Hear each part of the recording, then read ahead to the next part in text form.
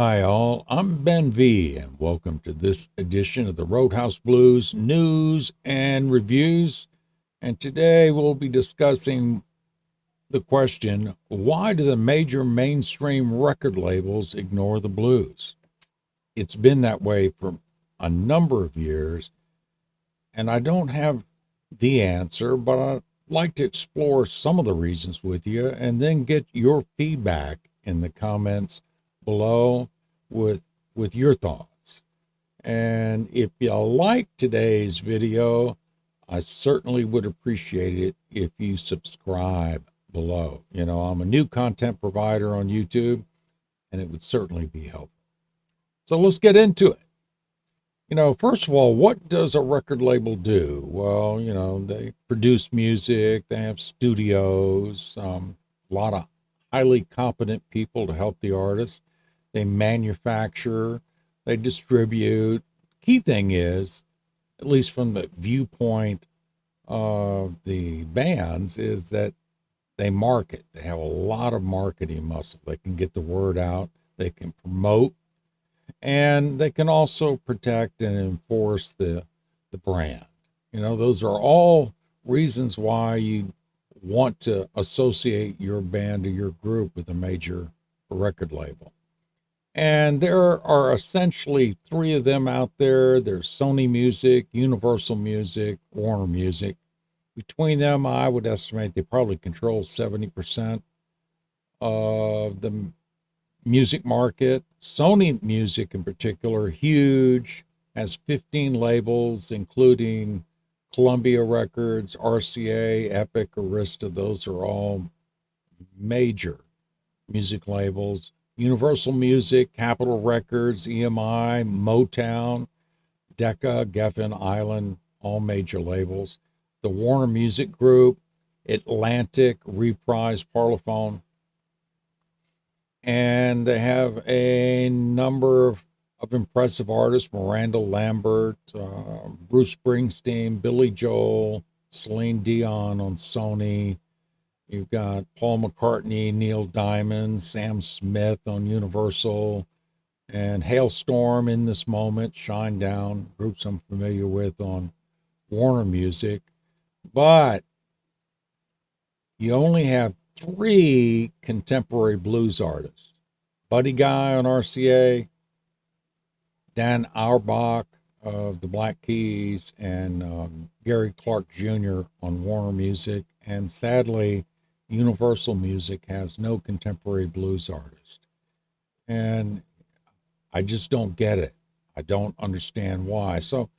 But in fairness, there's got to be a reason. So here's some of the issues that it could be. It could be demographics. Blues audiences are 35 to 65 years, at least based on my attendance at concerts over the last 20 years. And a lot of folks that are into music traditionally are younger than that. So that could be one reason. The label could say, well, the demographics don't work for us. In terms of buying power, the blues audience, again, is in that key buying time frame, years 24 to 54 is what I've read. So I don't think that's an issue. The look or the it factor, and that's a big deal when you think about music or Hollywood. Yeah, there's something to be said for that, but I maintain there are any number of contemporary blues artists over the last 5 years that have the it factor. Samantha Fish comes to mind, Beth Hart, Anna Popovich. Yeah, that's just three off the top of my head. The quality and the quantity of the contemporary blues, well, again, to me, that's a no-brainer. The quality is there. I listen to it all the time, and the quantity, frankly, overwhelms me at times. I have over 100 albums in queue right now that I have been sent to listen to and decide which ones I'll include in my blues shows. There's no lack of quantity of great contemporary blues out there. Another question the labels could ask, well, will blues artists tour and do interviews to support album releases? Well, in the blues, that's kind of a no-brainer because most people in the blues have to pay their dues for a number of years. They're used to touring, and doing a lot of interviews might be a new thing, but I think they'll get it. Yeah. In terms of a survey about music that I saw that I was impressed with, it said that men as a group, they lock in their musical choices by the time they're 22. For women, it's a little bit longer till they're 30. And it explains popularity, number one, of classic radio. A lot of people like to listen to as they get older what they listened to when they were young. And another factor that the labels um, would consider, in my opinion, is well, once we make the product and we produce it, we've got this great contemporary blues music. Where's it going to be played? It's not just who will buy it. First, they got to hear it. And the challenge is that there are really no major contemporary blues stations in major media markets. They're just not there. And you have Sirius XM on the satellite, and they do a great job. And Bluesville is a fabulous channel for blues music. My only comment there is I think they ought to have another one that focuses more on upbeat blues and blues rock like I spin. I think that contemporary blues and blues rock and upbeat blues are two distinct categories within the blues, but that's just my opinion. And now there are lots of internet blues streams out there. I work with one, Blues Music Fan Radio, but the challenge for Blues Music Fan Radio, as well as many others, is that most of us doing it are doing it because we love the music. There's not necessarily a profit motive there. And none of the internet blues stations have real marketing muscle. It's people like you and me going out and searching and finding them, which isn't a bad thing. But so what's the solution? Well, I have two, keep it simple. One, I think the major mainstream record labels should hire some A&R people who are actually from the blues community that know the audience and know the artist. And there are a lot of them out there, and they're very talented. And I think they deserve the opportunity to be heard by a larger market than they are now. And then the existing blues labels need to use more sophisticated internet marketing. There are a number of blues labels that are out there putting their money where their mouth is. They love the blues and they're interested in making a little money along the way. And as an example, I bought a new power tool here a while back. Every site I visited on the internet for weeks after that, I saw tool ads.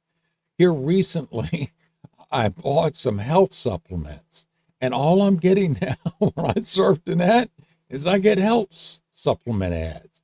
Well, I think the blues labels need to figure that out because I am on the internet literally every day, focused on the blues and nada in terms of music and artist ads. They're missing a golden opportunity for lots of people like me. The only exception to that would be Joe Bonamassa. Joe Bonamassa Massa knows how to market his music. When Joe's getting close, I start seeing internet ads pop up when I'm surfing the net. I think there are people that ought to go spend time with Joe's company. I think it's J&R Adventures, and find out what they're doing and replicate it. In terms of blues labels, thank God for all of them. There are a number of really great ones. You have Delmark Records, Alligator Records, Blind Pig, Roof Records in Germany, Severn Records, Stony Plain Records out of Canada, Mascot, that's also another Euro label, Gulf Coast Records, a new label run by Mike Zito, absolutely great stable of artists, Dixie Frog Records out of France, notably Papa Chubby records on their label. And there's also a number of artists that I really like on the Blind Raccoon and NOLA Blues Records label. So they're out there doing it. But the question still is, why haven't the mainstream labels identified with and promoted the blues? After all, it is an American art form. I don't get it. So what do you think? Please leave a comment below with your thoughts on why the major record labels are ignoring the blues. And if you have any suggestions on how the existing blues labels could do a better job of marketing, I'd like to hear, and I certainly will pass on the information to those within the blues music industry that I know, because I think it's a challenge for us. In any case, I appreciate you listening in today, and I hope you have a great day going forward. I'll be back with more Roadhouse Blues news and reviews sometime soon. You all take care.